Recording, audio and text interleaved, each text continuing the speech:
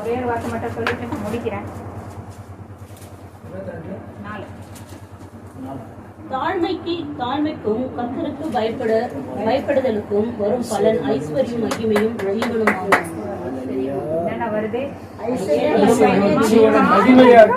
தாழ்மையும் இருக்கணும், அதே மாதிரி என்ன யாரும் பயப்படுகிற பயம் இருந்தாலே என்னென்ன இருக்கு பாருங்க. ஃபர்ஸ்ட் ஆசீர்வாதம், ஐஸ்வர்யம், மகிமை. நமக்கு ஐஸ்வர்யம் தானா வரும். ஐஸ்வர்யம் வந்தோடனே மகிமை என்ன சொல்லுவோம்? ஓ கூட எல்லாமே என்னது தானா மகிமையும் வரும். அதே மாதிரி என்ன தீர்க்க ஐஸ் ஆண்டவர் என்னது ஜீவனையும் ஆண்டவர் என்ன பண்ணுவாரு நமக்கு. அதனால எனக்கு நான் ரொம்ப தாழ்ந்தவன், நான் ரொம்ப கேவலமானவன் அப்படின்னு சொல்லிட்டு நம்ம யாரும் இருக்க வேணாம். தயவு செய்து ஆண்டவருக்கு முன்னாடி உண்மையாக எல்லாருக்கும் வந்த யாருக்கும் கத்திருக்கல. நான் வந்த உட்காந்தப்போ ஒரு ஆள் இல்லை. அதனால ஆண்டவர் என்ன பண்ணிட்டு நானும் ஜோம் பண்ணிட்டு அந்த சமயத்தில் உட்காந்து இதுக்கு நேரம் ஜோம் பண்ணிட்டு கொஞ்ச நேரம் பார்த்தா முக்கியமான ஆள் வரல. எப்பவுமே வந்து உட்காந்துருவாங்க, வரவே இல்லைன்னு கொஞ்சம் துக்கமா இருந்தது. போனை மனசுல நினைச்சேன், பாட்டு பாடும்போதே ரேணுகிட்ட போன் அடிக்க சொல்லாமா இல்லை சொல்லிட்டு இருப்பாங்களே அப்படி வரலண்ணா தேவனுடைய வேலையாச்சு இதுன்னு சொல்லிட்டு ரொம்ப துக்கத்தோட தான் நான் பாடல் கூட எனக்கு கான்சன்ட்ரேட் பண்ண முடியல. சரியா பாட்டு பாடும்போது ஒன்றும் வரலையே அந்த ஒரு துக்கத்திலேயே இருந்தேன். கத்தருடைய கிருபைய நேரத்தில் கத்தர் கொண்டு வந்தால் பிள்ளைகள் யாவரையும் உண்மையாகவே சந்தோஷமா இருக்கு. எல்லாரையும் பார்க்கும்போது குடும்பமா இப்படிப்பட்ட ஒரு ஆராதனை தான் ஆண்டவர் என்ன செய்வாரு விரும்புகிறார். தாய் தகப்பன் பிள்ளையா இருந்து நம்ம என்ன பண்ணணும்? குடும்பமா தேவனை ஆராதிக்க தேவன் நீதிமன்றம் கூடாரத்தில் ரட்சிப்பின் கம்பீர சத்தம் மீதியான வேலையை நம்ம சகமாத்தில் இருக்கிற சகோதரி கரங்களை தட்டி வரவேற்போமா?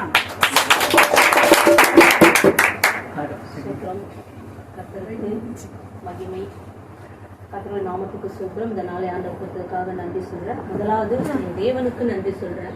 ஏன்னா அவரோட வார்த்தையை கொடுக்கறது எவ்வளவு கனம் எவ்வளவு மகிமைன்றது அதுல அனுபவிக்கிறவங்களுக்கு தெரியும்.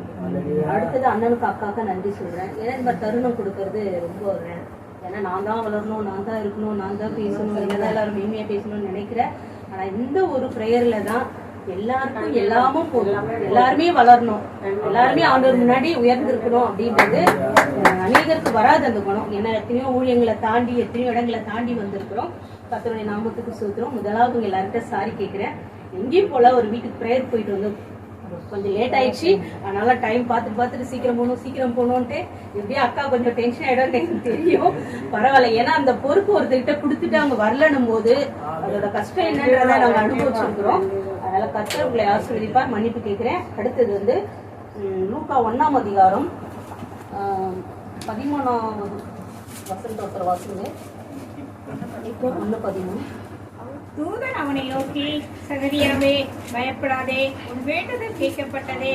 உன் மனைவியாக எலிசபெத்து உனக்கு ஒரு குமாரனை பெறுவாள், அவனுக்கு யோவான் என்று பெயரிடுவாயாக. கண்களை மூடி நம்பிச்சுவோம்.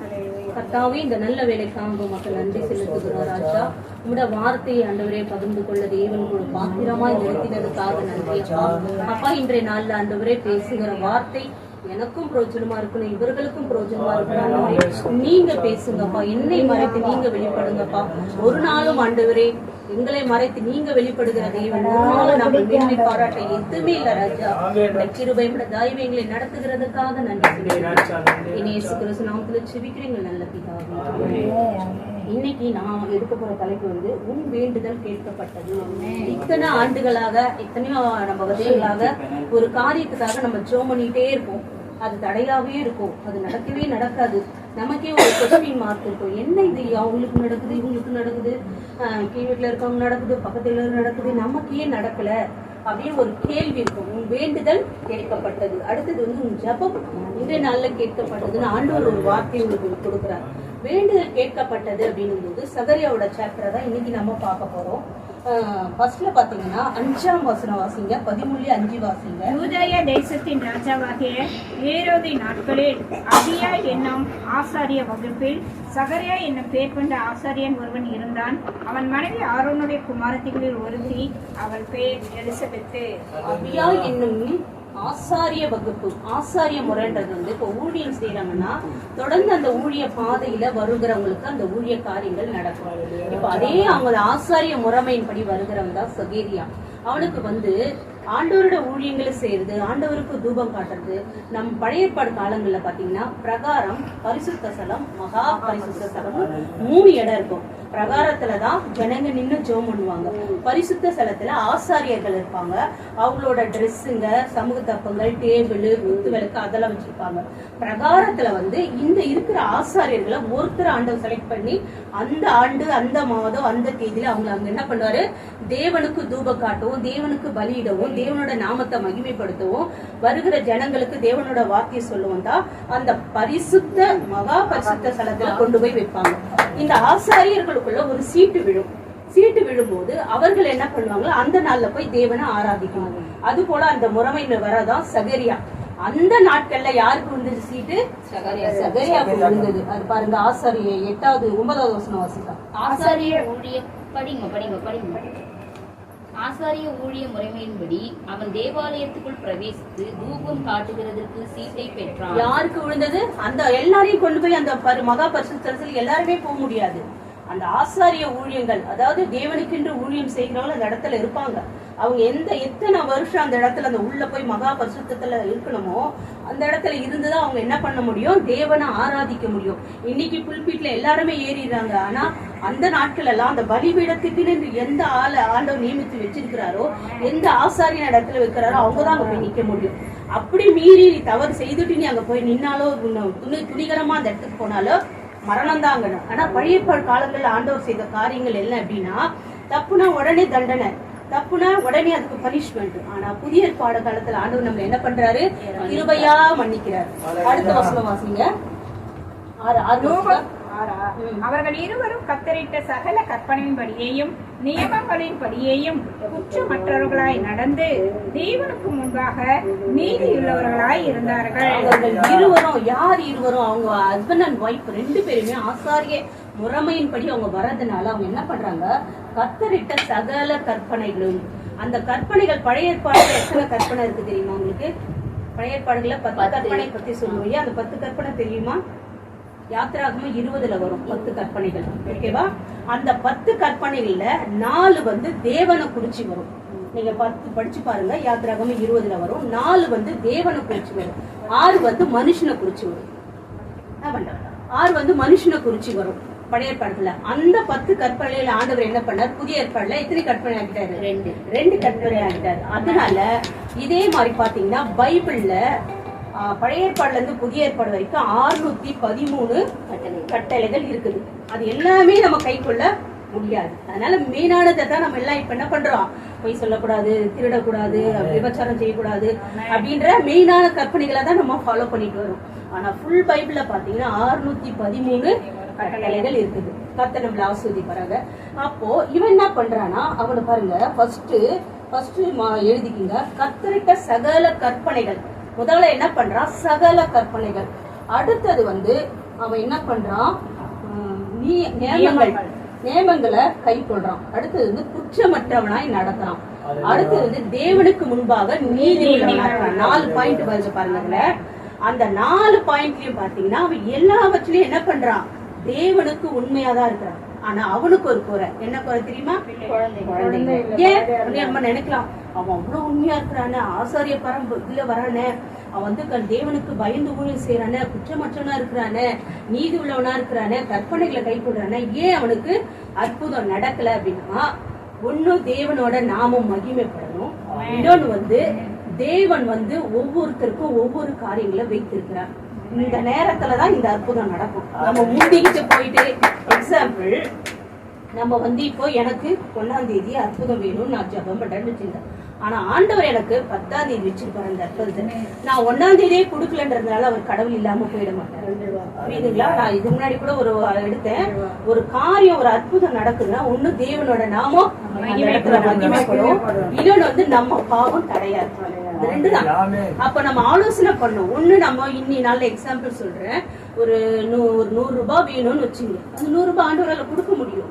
ஆனா அன்னைக்கு அது கிடைக்கலன்னா ஒண்ணு நம்மளோட ஏதாவது தப்பு, அந்த ஏதாவது பேசிப்போம், இல்ல அவிசுவாசமே தான் நினைச்சிருப்போம். இல்லைன்னா நாளைக்கு அந்த 100 ரூபாய்க்கு ஏற்ற தேவையானது நமக்கு இருக்கும். அதனால தயவு செய்து அவன் நினைச்சிருக்கலாம், நான் இவ்வளவு ஒழுங்கா இருக்கிறேனே, கற்பனைகளை கை கொள்றேனே, நீதிமானா நடக்கிறேனே, குற்றமற்றவனா இருக்கிறேனே, எனக்கு குழந்தை இல்லையேன்னு சொல்லிட்டு அவன் அந்த தூபம் காட்டுறது ஆண்டவருக்கு ஆசாரிய ஊழியம் செய்யறதை விட்டு வெளியே வந்திருக்கலாம். ஆனா அவன் அப்படி செய்யல. என்ன பண்றான்? தேவன் எனக்கு கொடுத்த ஊழியத்தை நான் கரெக்டா செய்துட்டு போவேன். ஆண்டவர் செய்யறாரோ செய்யலையோ அதை பத்தி அவன் யோசிக்கவே இல்லை. அந்த முறைமையின்படி அவன் செய்யலாம். இன்னைக்கு நம்ம அப்படிதான், நம்ம குறைகளையே தயவு செய்து நினைச்சிட்டு தேவனை நம்ம திட்ட மாட்டோம். ஆனா நான் அவர் மனசு வேதனைப்படுற மாதிரி நம்ம செய்யக்கூடாது. என்ன காரியமா இருந்தாலும் அவர் சித்தம். இப்ப அக்கா என்ன திட்டுறாங்கனாலும் அது அவர் சித்தம். ஓகேவா? எக்ஸாம்பிள் சொல்றேன், திட்ட மாட்டாங்க, எக்ஸாம்பிள் சொல்றேன். அதே போல கமல் என்கிட்ட கோமா பேசினாலும் ஆண்டவர் சித்தம். நான் என்ன பண்ணோம், இதுக்கு கமல் என்னையா கோமா பேசினாரு, அவர் பெரியாளா, அவருக்கு எல்லாம் தெரியுமா, அவர் இப்படியா அப்படியா? அது கிடையவே கிடையாது. கமல் என்ன திட்டா பண்ணனா அன்னைக்கு ஏதோ நான் சரி செய்துக்கணும். ஓகேவா? அதனால தயவு செய்து நம்ம ஆண்டவர்கிட்ட ஒரு காரியம் நடக்கலைன்னா தயவு செய்து சோர்ந்து போகாதீங்க. அவருக்கு இன்னுமா நீங்க அதிகமா செய்யுங்க.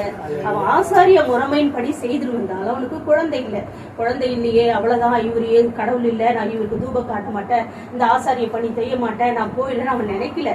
அவன் காரியத்தை அவன் ஒழுங்கா செய்துட்டு வந்தான். அவன் பேர்ல சீட்டு விடும்போது அந்த ஊழியர் அடுத்த பாருங்க 10வது வசனம் வாசிங்க. தூபம் காட்டுகிற வேளையிலே ஜனங்கள் எல்லாரும் கூட்டமாய் வெளியே ஜெபம் பண்ணி கொண்டிருந்தார்கள். அப்போது கர்த்தருடைய தூதன் ஒருவன் தூப பீடத்தின் வலது பக்கத்திலே நின்று அவனுக்கு தரிசனமானான். 10-11 பாத்தீங்கன்னா அவன் என்ன பண்றான், அவனுக்கு சீட்டு விழுந்தவனே அந்த வேலையை அவன் செய்ய போகும்போது அவன் என்ன பண்றான், தேவனுக்கு தூபம் காட்டி தேவனோட காரியங்கள் அவன் செய்யும் போது வலது பக்கத்துல யார் நிக்கிறா? ஆராதிக்கும் போது எந்த கையை தூக்கிட்டே இருக்கும்? எதுக்காக இருந்தாலும் இதுதான் நமக்கு என்ன பண்ணோம், மெயினா இருக்கும். இடது கையை அவ்வளவு செய்ய மாட்டோம். எக்காதான் 2 கை தூக்கணும் போது கூட ஒரு சில இந்த கை தான் தூக்குவோம். நாளை எனக்கு இந்த கை தான் முதல்ல வரும். ஏன்னா வலது பக்கத்துல போது இது மேன்மையான பகுதி. ஓகேவா? வலது பக்கம் ஆசீர்வாதமான இடங்கள். அப்ப வலது பக்கத்துல அவன் செய்யற காரியங்கள் என்ன ஆகுது, தேவதூதன் நிற்கிறாரு. நின்று அடுத்தது வாசிங்கக்கா. அப்போது கர்த்தருடைய தூதன் ஒருவன் தூபபீடத்தின் வலது பக்கத்திலே நின்று அவனுக்கு தரிசனமானான். சகரியா அவனை கண்டு கலங்கி பயமடைந்தான். தூதன் அவனை நோக்கி, சகரியாவே, பயப்படாதே, வேண்டுதல் கேட்கப்பட்டது. உன் மனைவியாகிய எலிசபெத்து உனக்கு ஒரு குமாரனை பெறுவாள், அவனுக்கு யோவான் என்று பெயரிடுவாயாக. 13 என்ன சொல்றாரு, உன் வேண்டுதல் கேட்கப்பட்டது. அப்ப அவன் எத்தனை ஆண்டுகள் வேண்டுதல் செய்திருப்பான் பாருங்க. அவங்க என்ன செய்திருக்கு, 7வது வசனத்துல பாருங்க. எலிசபெத்து மலடியா இருந்தபடியினால் அவர்களுக்கு பிள்ளை இல்லாதிருந்தது. இருவரும் வயது சென்றவர்களாயும். எவ்வளவு வயசு, சின்ன வயசுல நேற்று கல்யாணம் ஆனவங்க, முந்தநேற்று கல்யாணம் ஆனவங்கள, வயது சென்றவங்கன்னா அப்ப எத்தனை காலமா ஆண்டவருக்கு அவங்க ஊழியர் செய்திருப்பாங்க, தூபம் காட்டி இருப்பாங்க, பலிபீடத்தை கிளீன் பண்ணியிருப்பாங்க, ஆண்டவருக்கு ஆசாரிய பணி செய்யறாங்க. ஆனா நம்மளோட என்னன்னா ரட்சிக்கப்பட்டு ஞானஸ்நானம் எடுத்து ஒரே மாசத்துல ஒரே வருஷத்துல இந்த காரியம் நடந்துடணும், அப்பதான் ஒரு ஆண்டவர். அப்படி கிடையாது. காலங்கள் மாறும். ஆனா அவர் சமூகத்துல வைக்கிற பிரேயர் மாறக்கூடாது, விண்ணப்பம் குறையக்கூடாது. ஒரு சிலர் என்ன பண்ணாங்க, 1 வாரம் ஜெபம் பண்ணுவாங்க, 1 மாசம் ஜெபம் பண்ணுவாங்க, 1 வருஷம் விட்டுருவாங்க. ஆனா அது மாதிரிலாம் நம்ம செய்தா அந்த அற்புதங்கள் கிடைக்காது. அந்த சமூகத்துல இருக்கும், விண்ணப்பம் இருக்கும், ஆனா அது சீக்கிரமா வராது. அது ஒரு காலம். அது என்ன சொல்லுங்க, நான் 40 நாள் போக வேண்டியதை 40 வருஷம் போன மாதிரி அவங்களோட காரியங்கள் என்ன தள்ளி போகும். நாங்க எங்க எழுதி ஜெபம் பண்ணோமோ அங்க போய் ஆண்டவர் நிறைவேற்றினார். ஏன் சொல்றேன், இங்க அக்கா வீட்டுல இருக்கும்போது எழுதி ஜெபம் பண்ணது அந்த வீட்டுக்கு போகும்போது ஆண்டவர் நிறைவேற்றினார். எத்தனை ஆண்டுகள், 3 வருஷம் நடுவுல அதுக்கப்புறம் எங்களுக்கு கிடைச்சிச்சு. அதனால அந்த பிரேயர் நாங்க விட்டு இல்ல, தொடர்ந்து ஜெபம் பண்ணிட்டு இருந்தோம். ஆனா ஆண்டவர் என்னென்ன இங்க எழுதி ஜெபம் பண்ணணுமோ அதெல்லாம் அந்த வீட்டுல கொடுத்தாரு. கர்த்தர் நேர்த்தியானதை தான் செய்வார். அது எப்ப கொடுத்தாரு பாருங்க, அவருக்கு அடிபட்டு படுத்துக்கும் போதும் அந்த காரியத்தை செய்வார். அப்ப அவருக்கு ஒரு நோக்கம் இருக்குது. இப்ப நல்லா இருக்குமா இங்க கொடுத்திருந்தா அதை நாங்க மேன்மையா எடுத்துக்க மாட்டோம். ஏதோ ஜோமன்னா ஆண்டவர் கொடுத்தாருப்பா அதான் அப்படின்னு. ஆனா அடிபட்டு நொந்து ஒரு மனுஷன் படுக்கும் போது அந்த காரியங்களை 1 by 1 கொடுக்கிறாருன்னா அவர் நடத்துகிற விதங்கள் வித்தியாசமானது. உங்களோட நினைவோ என்னோட நினைவோ அவர் நினைவு கிடையாது. அவர் நினைவு வித்தியாசமானது. நம்ம நினைவுனா இவ்வளவுதான் இருக்கும், அவர் நினைவு எவ்வளவு வானத்துக்கு. அதனால தயவு செய்து எல்லா விண்ணப்பத்தையும் தொடர்ந்து ஜெபம் பண்ணுங்க. தொடர்ந்து ஜெபம் பண்ணீங்கன்னா ஆண்டவர் உங்களை மாற்ற வல்லவர். பாத்தீங்களா, உன் வேண்டுதல் கேட்கப்பட்டது. அப்ப எத்தனை ஆண்டுகளுக்கு அப்புறம் வேண்டுதல் கேட்கப்பட்டது, உன் வேண்டுதல் கேட்கப்பட்டது. அடுத்து வாசிங்க. அவனை கண்டு உனக்கு சந்தோஷமும் மகிழ்ச்சியும் உண்டாகும், அவன் பிரம்மத்தின் நிமித்தம் அநேகர் சந்தோஷப்படுவார்கள். அவன் பிறப்பின் நிமித்தம் சந்தோஷம் உண்டாகும். அப்போ உனக்கு சந்தோஷம் மகிழ்ச்சி உண்டாகும். அவன் பிறப்பின் நிமித்தம் அநேகர் சந்தோஷப்படுவார்கள். அநேக சந்தோஷப்பட நம்ம தேவனாகி இயேசு கிறிஸ்துக்கு ஞானஸ்நானம் கொடுத்த யோவான் சானகன் இவருதான். நம்ம எலியா போல அடுத்தது 2வது எலியாவும் பேர் வாங்கினது இவருதான். காரணம் என்னன்னு சொன்னா தேவன் கொடுக்கறது நமக்கு எப்படி இருக்குமா, வித்தியாசமானதா இருக்கும். நமக்கு நம்ம எதிர்பார்த்து தேவன்கிட்ட கேட்கறது சாதாரணமா இருக்கும். ஆனா தேவன் கொடுக்கறது வித்தியாசமா இருக்கும். ஆண்டவர் என்ன சொல்றாங்க, உனக்கு சந்தோஷம் மகிழ்ச்சி உண்டாயிருக்கும். அவன் பிறப்பி நிமித்தம் அநேக சந்தோஷப்படுவாங்க. நமக்கு நம்ம ஆண்டவர் சமூகத்துல ஜெபிக்கிற காரியங்கள் நமக்கு லேட்டா கிடைக்கும் போது நமக்கு மட்டும் சந்தோஷம் இல்லை, எல்லாருக்கும் சந்தோஷமா இருக்கும். இப்ப எக்ஸாம்பிள், மலரக்காவை வினோத் ஆட்டோ வாங்குறாப்புல, அது யாருக்கு சந்தோஷம்? வினோத்துக்கு சந்தோஷம், மலரக்காவுக்கு சந்தோஷம். ஆனா நம்ம எங்கன்னா வெளியே போறோம், ஒரு சைடாப்பட்டு போறோம், ஒரு சர்ச்சுக்கு போறோம், நிக்கிறேன்னா நம்மள வினோத் விட்டு போயிடுவாப்பு இல்லையா, வாங்க சர்ச்சுக்கு போலாம், வாங்க கடைக்கு ஏத்திப்போம். அப்ப அது யாருக்கு சந்தோஷம்? நமக்கு தானே சந்தோஷம். கண்டிப்பா ஏத்தி போவீங்களா? அப்ப இதுதான் சந்தோஷம். அப்போ ஒருத்தருக்கு ஒரு நன்மை உண்டாகுதுன்னா அது எல்லாருக்குமே சந்தோஷம். நம்ம என்ன நினைப்போம், என் குடும்பம், என் வீட்டுக்கார், என் பிள்ளைங்க, என் வாழ்க்கை சந்தோஷத்துக்காக நம்ம ஜெபம் பண்ணுவோம். ஆனா நமக்கு கொடுக்குற ஆசீர்வாதம் அநேகருக்கு சந்தோஷம். ஆண்டவர் சமூகத்துல ஃபர்ஸ்ட் தண்டோ பிரேயருக்கு வரும்போது ரொம்ப வேதனைப்பட்ட, ஆண்டவரே எனக்கு ஆராதிக்க முடியாம அப்படி வேர்த்து விறுவிறுத்து குடோன் மாதிரி ஆராதிக்கிறாங்க ஆண்டவரே.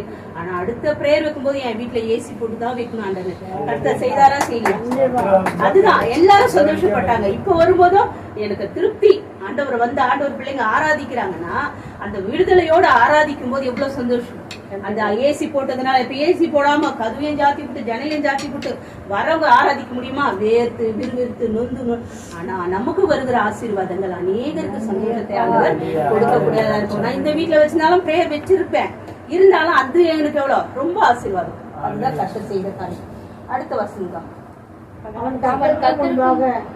அவன் கர்த்தருக்கு முன்பாக பெரியவனாய் இருப்பான், திராட்சரசமும் மதுவும் குடியான், தாயின் வயிற்றில் இருக்கும் போதே பரிசுத்த ஆவியினால் ஆண்டவருக்கு ஆசீர்வாதங்க பாருங்க. அவன் சந்தோஷம் மகிழ்ச்சி உங்களுக்கும் உண்டாயிருக்கும், மத்தவங்களுக்கும் அவன் சந்தோஷமா இருப்பான், அநேகருக்கு சந்தோஷப்படுத்துவான். ஆனா பரிசுத்த ஆவியினால எங்க நிரப்புறாராம்? கர்ப்பத்திலே நிரப்பி எந்த ஒரு குறைபாடு இல்லாம வெளியே கொடுக்கிறார் ஆண்டவர். அதுதான் ஆண்டவர் கொடுக்கிற ஆசீர்வாதம். ஆண்டவர் கொடுக்கறது குறைவா கால்வாசி அரைவாசி முழுமையா கொடுப்பார் ஆண்டவர். நம்ம என்ன பண்ணுவோம், கால்வாசிக்கு தான் ஜெபம் பண்ணுவோம். ஆனா ஆண்டவர் ஒரு மகளே நான் உங்களுக்கு முழுமையா கொடுக்குறேன். 25% தான் ஜெபம் பண்ணுவோம், எனக்கு இது போது ஆண்டவரே, இது வேணும் ஆண்டவரே இது. ஆனா ஆண்டவர் 100க்கு 100 நமக்கு கொடுக்குறாரு. என்ன பண்ணணும், பொறுமையா இருக்கு. அவன் வயதான காலத்துல டாக்டர் பெற்றுக்கொண்டான். அதையும் ஒரு மிடில் வயசுல இருக்கும்போது, ஆண்டவர் எனக்கு குழந்தை பாக்கியம் கொடுக்கல, இந்த ஊழியம் வேணாம், அந்த ஆசாரி ஊழியம் செய்ய மாட்டேன், தூபம் காட்ட மாட்டேன், தேவனுக்கு ஊழியம் செய்ய மாட்டேன், தேவனுக்கு பலியிட மாட்டேன்னு ஒதுங்கி இருந்தா இன்னைக்கு இந்த பைபிள்ல அவங்களோட பேர் வந்துருக்குமா? இல்ல அவனோட மகன் வானத்தையும் பூமியை உண்டாக்கின ஏசப்பாக்கு ஞானஸ்நானம் கொடுத்த ஒரு யோவான் சானகனா இருந்திருப்பாரா? கர்த்தர் செய்கிற விதங்கள் எல்லாமே அற்புதமா இருக்கும். அதனால நீங்க என்ன ஜப குறிப்பு யாரா இருந்தாலும், நான் இருந்தாலும், நீங்களா இருந்தாலும், ஆண்டவர் சொல்ற ஒரே ஒரு வார்த்தை, உன் வேண்டுதல் கேட்கப்பட்டது. எத்தனை ஆண்டுகள் நீங்க ஜெபம் பண்ணிருப்பீங்க, எத்தனை காரியத்துக்கு பதில் வராம இருக்கணும்னு எனக்கு தெரியாது. ஆனா ஆண்டவர் உங்களுக்கு இன்னைக்கு பேசுறது, நான் எடுத்த டாபிக்கே வேற. ஆனா ஆண்டவர் ஆண்டவர்கிட்ட 2 வார்த்தை வச்சு, ஆண்டவரே நான் இந்த 2 டாபிக்ல ஏதாவது பேசணும்னு போது அவர் படுத்துட்டு இருந்தாரு. அவர்கிட்ட கேட்டேன்ப்பா, நான் இந்த வார்த்தை பேசுறேன், நீ இதை எடுத்து பேசு, கர்த்தர் உன்னோட கூடாது, அவ்வளவுதான் சொல்லிட்டாரு. இது 2 தான் சாய்ஸ் வச்சேன், வேற ஒண்ணு இது வச்சேன். ஆண்டவர்கிட்ட ஜெபம், ஆண்டவரே இது 2 எனக்கு குழப்பமா இருக்கு ஆண்டவரே, நான் இதை பேசணுமா அதை பேசணுமா? ஆனா அன்னைக்கு எனக்கு கொடுத்த வார்த்தை இதுதான். நான் ஒரு வார்த்தையா நம்ம இப்படி பேசினா நல்லா இருக்கும், நம்ம ஏன்னா கொஞ்சம் மாம்சத்துல யோசிப்போம் இல்லையா? ஆனா ஆண்டவர் வேற இந்த வார்த்தையை பேசும்போது, இந்த வசனத்தை படிக்கும்போது உண்மையா எனக்கு ரொம்ப சந்தோஷமா இருந்தது. ஏன் வேண்டுதல் ஆண்டவர் கேட்டது கூட ரொம்ப சந்தோஷமா இருக்கு. ஆசீர்வதிப்பா. அடுத்தது வாசி. அவன் இஸ்ரவேல் சந்ததியாரில் அநேகரை அவர்கள் தேவனாகிய கர்த்தரிடத்தில் திருப்புவான். பிதாக்களுடைய இருதயங்களை பிள்ளைகளிடத்திற்கும் கீழ்ப்படியாதவர்களை நீதிமான்களுடைய ஞானத்திற்கும் திருப்பி உத்தமமான ஜனத்தை கர்த்தருக்கு ஆயத்தப்படுத்தும்படியாக அவன் எலியாவின் ஆவியும் பலமும் உடையவனாய் அவருக்கு முன்னே நடப்பான் என்றான். அடுத்தது என்னது, செகண்ட் எலியா அப்படின்ற மாதிரி நம்ம யோவான் சானகன் வருவார். பழைய ஏற்பாடு எலியா, இவர் புதிய ஏற்பாடு எலியா அப்படின்னு சொல்லிட்டு வரும் வசனங்கள் பைபிள்ல வரும். பாத்தீங்களா? எலியாவின் ஆவியும் பலமும் உடையவனாய் அவருக்கு முன்னே நடப்பார். அவன் வந்து குற்றமற்றவனாய் கீழ்ப்படிந்திருப்பான்.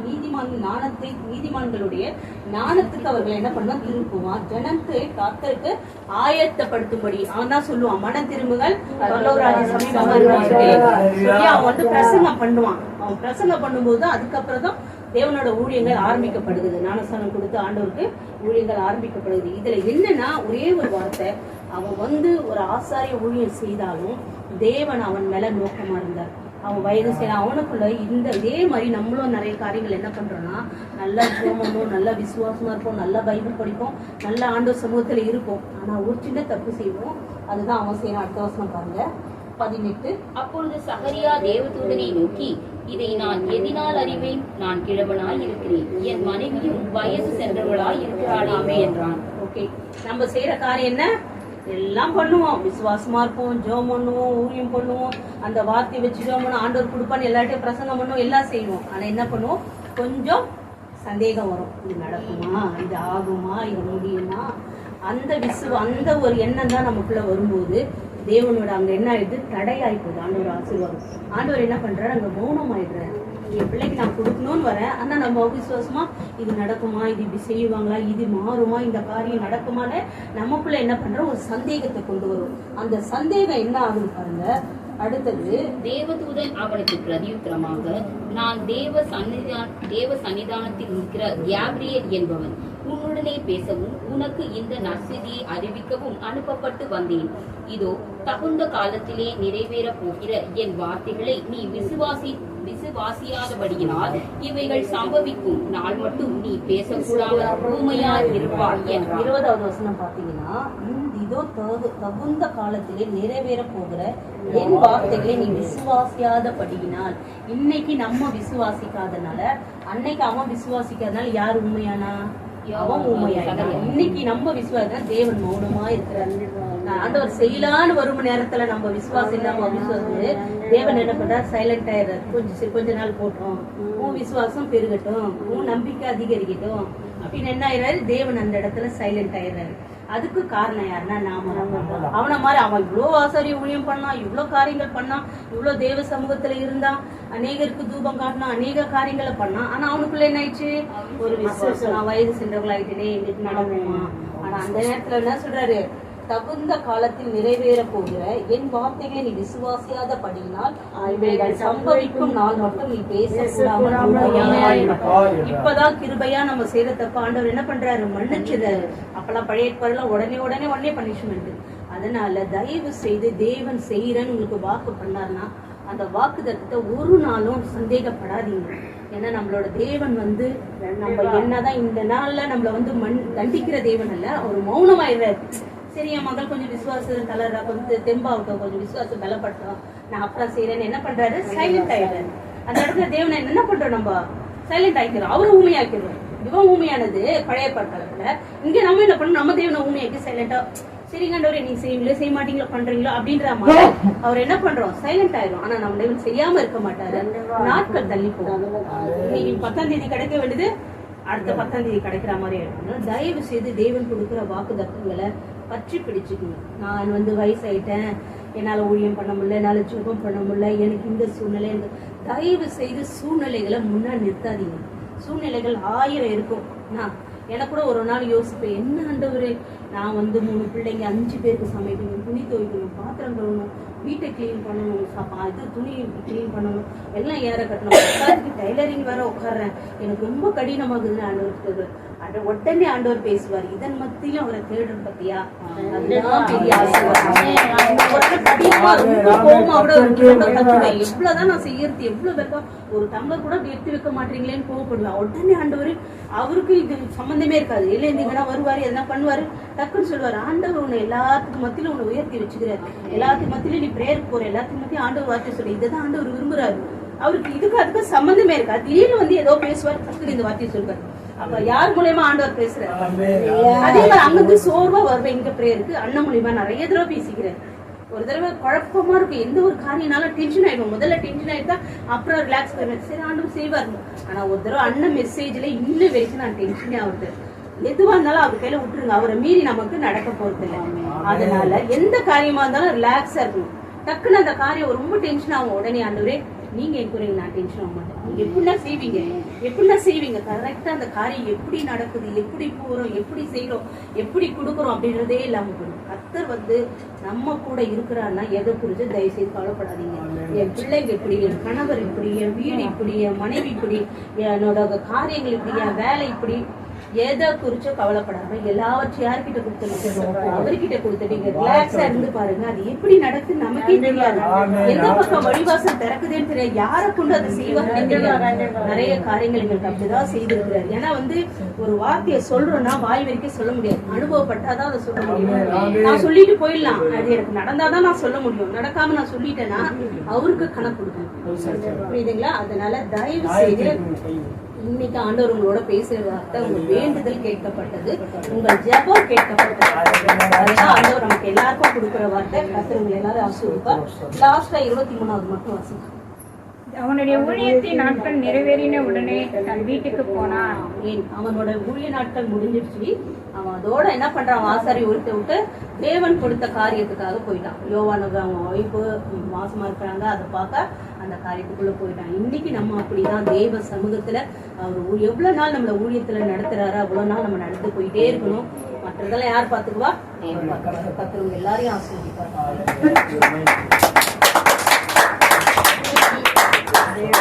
பேசுற நல்ல வார்த்தை நல்ல கரங்களை தட்டுவோமா?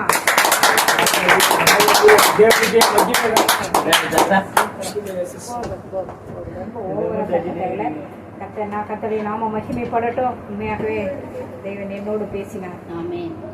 தாய் கர்த்தருக்கு நான் நன்றி சொல்றேன். நம்முடைய வேண்டுதல் எல்லாம் இங்க வந்திருக்கிறவங்கலாம் நினைக்கலாம், இன்னும் எனக்கு நிறைவேறலையே, இன்னும் என்னது இந்த பிரச்சனைல இருந்து விடுதலையே ஆகலையே. கண்டிப்பா ஆண்டவர் என்ன பண்றாரு, நடத்திட்டு தான் வராரு. ஒவ்வொரு நிமிஷம் நம்ம ஜீவனை கொடுத்து பாதுகாத்து வேண்டுதல்னா பாருங்க, நல்ல அருமையா ஒரு தேவனுடைய தாசன் கர்த்தருடைய நியமங்களையும் கற்பனைகளையும் கட்டளைக்கு கீழ்ப்படிந்த ஒரு தாசன்.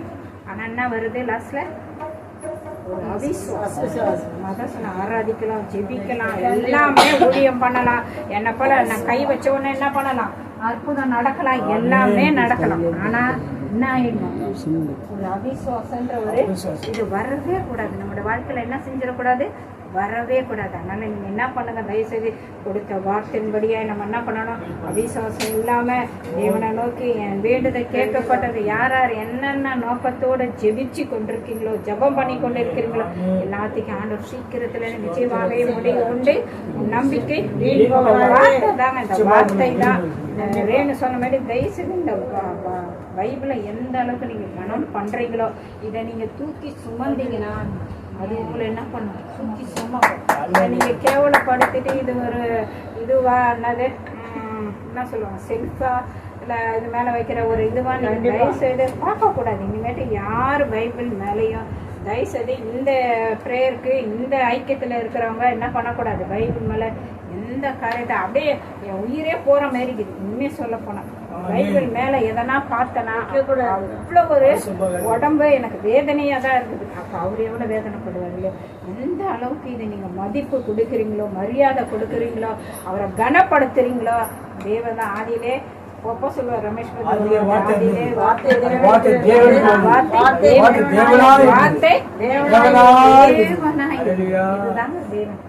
இந்த வார்த்தை தானே நம்மள உயிர் பேசினாங்க. உன் வேண்டுதல் கேட்கப்பட்டது. எப்படி வந்தது, ஆண்டவர் கொடுத்த வார்த்தை. ஒவ்வொரு நாளும் ஜெபம் பண்ணி சொல்லிட்டோம். ஆனா ஒவ்வொரு நாளும் அதுக்கு அது பிரயாசப்பட்டு கொண்டு வரவங்களுக்கு தான் தெரியும் அந்த வலி வேதனை. ஆண்டவர்கிட்ட கேட்கறது, உபவாசம் இருந்திருக்கலாம், கேட்டிருக்கலாம், முழங்கால நின்று ஆண்டவர் என்ன பேசணும் அப்படின்னு சொல்லிட்டு என்ன செய்வாங்க, ஒவ்வொரு நாளும் என்ன செய்யும், கேட்டு தான் இந்த இடத்துல ஆராதிக்க சொல்லியாச்சு. அதுக்கு தான் இவர் உடனே சொல்லக்கூடாதுன்னு சொல்லுவார். ஆனால் திடீர்னு சொல்லணும்னு நினைப்பா மறந்துட்டேன். உடனே சொன்னால் இல்லை, ஒரு நாள் முன்னாடினாச்சும் என்ன செய்யணும், ஆராதிக்கிறதா இருந்தாலும் சரி, நம்ம துதி எடுக்கிறதா இருந்தாலும் சரி, கத்தரிய வார்த்தையை கொடுக்கறதா இருந்தாலும் முதலே நம்ம சொல்லும்போது தான் அந்த சமயத்தில் நம்ம என்ன பண்ண முடியும், கேட்டு அந்த வார்த்தையின்படி கற்றுக் கொடுத்த நல்ல வார்த்தைக்காக நம்ம யார் அவிசுவாசமாக வர நாட்டில் என்ன பண்ணணும், அவிசுவாசமாக யாரும் தயவு செய்வாரா, எவ்வளவோ செஞ்சாரு, இதை செய்ய மாட்டாரா? கண்டிப்பா செய்வாருங்க. நம்ம எல்லாரும் முன்னாடி நம்ம தள்ளப்பட்டவங்களா இருக்கலாம், துக்கப்பட்டவங்களா இருக்கலாம், வேதனைப்பட்டவங்களா, கேவலப்பட்டவர்களா இருக்கலாம். ஆனா ஆண்டவருக்கு முன்பாக நம்ம யாரு? ராஜாக்கள், ஆசாரியர்கள், சொந்த பிள்ளையா வச்சிருக்கிறார். என்னது? சொந்த பிள்ளையா. நம்ம நினைப்பாவே இருப்பவர் யாரு? மட்டும்தாங்க. கணவன் கிடையாது, மனைவி கிடையாது, பிள்ளை கிடையாது. எல்லாருமே ஒரு நாள் நம்மளை விட்டு என்ன செய்வாங்க? போயிடுவாங்க. நம்ம நினைச்சிருந்தாரு அவர் தான் ஏசப்பா, அவர் தான் உங்களுக்காக ஜீவனை கொடுத்தார், அவர் தான் உங்களுக்காக மறிச்சு 3ஆம் நாள் இன்றைக்கு என்ன செய்வாரு? உங்களுக்காக அறிஞ்சு தேவனிடத்துல பேசி கொண்டிருக்கிறார். அதனால அவரை தயவு செய்து என்ன செய்யுங்க. உண்மையாக நான் இன்னைக்கு ஒரு சாட்சி கூட சொல்லணும். 2 பேரும் தான், அண்ணனும் ரேணுகாவும் தான். அதான் அவரு இதுக்கு வண்டிக்கு வேண்டி போனாரு. அப்போ பஸ் இல்லைன்னு சொல்லிட்டு ஆட்டோவில் போனாங்க. அப்போ சொன்னா இன்னைக்கு நான் தான் ரேணு கூட தான் போனேன் அப்படின்னு. அப்படி போகும்போதே பைசா அவதான் கொடுத்து நான் எடுக்கிறதுக்காட்டி கொடுத்துச்சு. சரி பரவாயில்ல அப்படின்னு சொல்லிட்டு.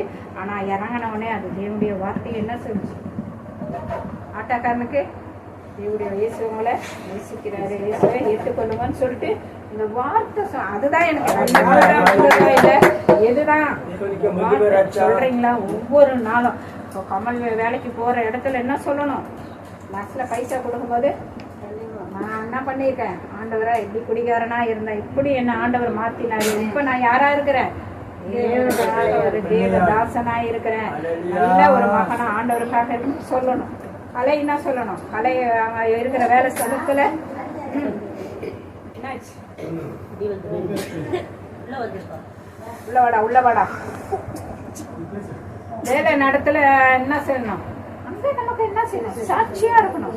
அங்க என்ன பண்ணோம்? ஆண்டவர் செஞ்ச நன்மையை எனக்கு இது மாதிரி ஆண்டவர் என்ன ரசிச்சாரு. எங்கேயோ இருந்தேன் நாங்க, ஏதோ ஒரு ஊர்ல இருந்தேன். ஆண்டவர் எங்க கூட்டு வந்து வச்சிருக்காரு. ஆண்டவர் என்ன ஆசை வச்சு நல்ல வேலை கொடுத்துருக்கிறாருன்னு சொல்லிட்டு அக்காவும் என்ன சொல்லணும்? மலரக்காவும் அதே மாதிரி ரேணுவா இருக்கட்டும், பாண்டியனா இருக்கட்டும், பிள்ளைகளா இருக்கட்டும், பிள்ளை கூட ஸ்கூல் படிக்கும் போது என்ன பண்ணணும்? ஆண்டவரை பத்தி தயவு செய்து என்ன செய்யுங்க. நான் ரொம்ப ஏன்னா டைம் ஆகி போச்சு, முடிக்கிறேன். அதனால தேவனுடைய நாமத்தையே நம்ம மகிமைப்படுத்தணும், தேவனுக்காக வாழ்வோம். தேவன் பெரிய காரியங்களை ஆண்டவர் செய்வார். எந்த சந்தேகப்படாதீங்க. நடக்கலையே மட்டும் நினைக்க வேண்டியது.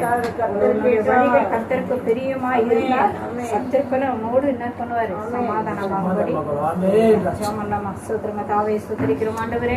இந்த வேலையில விசேஷமாக தாவே அருமையாக தாவே ஸ்தோத்திரம் ஆண்டவரே. கத்தாவே நீர் கொடுத்த நல்ல வார்த்தைகளுக்காக நன்றி அப்பா. ஆமே ஆண்டவரே. கத்தாவே எங்களுக்குள்ள இருக்கிற ஆண்டவரே அவிசுவாசத்தை எல்லாம் மாற்றி போடுவீராக அப்பா.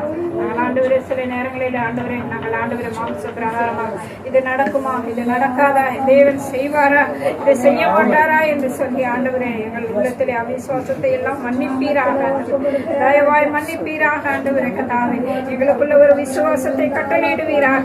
எங்களுக்கு ஆண்டவரை கொடுத்த நல்ல வார்த்தைக்காய் நன்றி, எங்களோடு பேசினதற்காக நன்றி ஆண்டவரே. நன்றி ஆண்டவரே சோதரிக்கிறோம் அப்பா. ஆமென் ஆண்டவரே. இப்படிப்பட்ட ஆண்டவரே பிள்ளைகளை எங்களுக்கு கொடுத்த தயவுக்காக கொடாகொடி நன்றி செலுத்துகிறோம் ஆண்டவரே. விசேஷமாய் ஆண்டவரை திறந்து கொடுத்த அருமையான ஆண்டவரே சாலமோன் ஆவி குடும்பத்துக்காக நாங்கள் ஜெபிக்கிறோம் ஆண்டவரே. இந்த குடும்ப ஆசீர்வாத கூட்டத்தை தேவன் ஆண்டவரே கிருபையாய் ஆண்டவரை நடத்தினீங்கப்பா ஆண்டவரே. பாடல், ஆராதனை, சாட்சி ஆண்டவரே, வேத வாக்கியத்துக்காக மக்கள் நன்றி செலுத்துகிறோம் ஆண்டவரே. விசேஷமாய் ஆண்டவரே கத்தாவை கொடுத்த ஆண்டவரே கத்தாவை பிள்ளைகளுக்காக ஜெபிக்கிறோம் ஆண்டவரே. கத்தாவை ஜோஷா ஜூடாக்கா உங்களோட கரங்களை ஒப்பு கொடுக்கிறோம் ஆண்டவரே. 4 பேரை இணைந்து ஆண்டவரே இந்த ஊழியத்தை செய்யணும் ஆண்டவரே. 4 பேரை இணைந்து ஆண்டவரே இந்த இடத்திலே நாமத்தை மகிமைப்படுத்தணும் ஆண்டவரே. ஆசீர்வாதிங்க. போகும்போது விசேஷமா ஜூடாக்கா நாங்கள் ஜெபிக்கிறோம். எழுதுகிற பரிசையோட கரம் கூட இருக்கட்டும் ஆண்டவரே, தயவு கூட இருக்கட்டும் ஆண்டவரே. விசேஷமா பிள்ளைகள் கொடுத்த நல்ல வரங்களுக்காய் நன்றி. அவர்களை இன்னும் உயர்த்துவீராக ஆண்டவரே. ஜோஷாக்காய் ஜெபிக்கிற செய்கிற வேலையில விட கரம் கூட இருக்கட்டும். நல்ல ஞானத்தை தாங்க, இன்னும் கர்த்தருக்கு பயப்படக்கூடிய பயத்தை தேவன் கட்டளையிடுவீராக அப்பா. அதே போல ஆண்டவரே கத்தாவை மகள் ஆண்டவரே ஜெயாக்காய் நன்றி செலுத்துகிறோம் ஆண்டவரே. கத்தாவை ஸ்தோத்திர பாஸ்ரையாக்காய் ஜெபிக்கிற கொடுத்த 3 பிள்ளைகளை ஒப்பு கொடுக்கிறோம். தேவன் ஆசீர்வதிப்பீராக. இன்னும் ஆண்டவரே கத்தாவை ஸ்தோத்திரம் அவங்களை எடுத்து வல்லமையாக பயன்படுத்துவீராக. ஒரு குறைவு வர விடக்கூடாதப்பா. இன்னும் கால்கள் ஆண்டவரை மான்கால்கள் போல ஓட கிருபை செய்வீராகப்பா. எல்லா மனுஷர்களும் மத்திய ஆண்டவர் அவர்களை உயர்த்தி வைத்த கிருபைக்காய் நன்றி ஆண்டவரே. ஏனென்றால் ஊழியம் செய்கிறவர்களுக்கு செய்யாதவர்களுக்கு ஒரு வித்தியாசம், உங்களை தேடுவர்களுக்கு தேடாதவர்களுக்கு ஒரு வித்தியாசத்தை தேவன் உண்டு பண்ணின கிருபைக்காக ஆண்டவரே உங்களுக்கு நன்றி செலுத்துகிறோம் ஆண்டவரே. விசேஷமா ஆண்டவரே ஸ்தோத்திரிக்கிறோம் ஆண்டவரே. ராஜிகா ஸ்தோத்திரம் பிரபாகாய் ஜெபிக்கிறோம். கொஞ்சம் தண்ணி போடும்.